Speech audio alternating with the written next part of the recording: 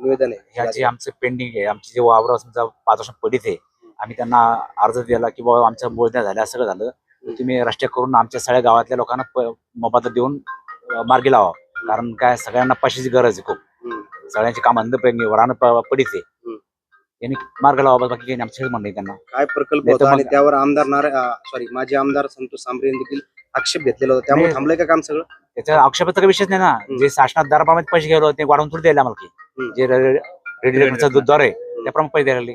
नसता यांनी केलं तर आम्ही सगळे समस्त गावकरी मंडळी कलेक्टर ऑफिसच्या समोर उपोषणाला बसणार आहे. मग आपदांचं आम्ही करू सगळे असं लोकांनी ठरवलं गावातल्या लोकांनी.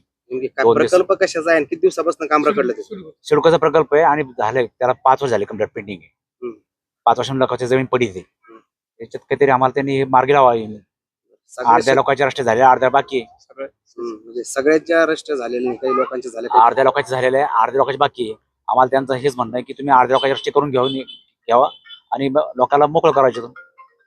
नसता आम्ही आंदोलनाला बसू. परमेश्वर शिंदे.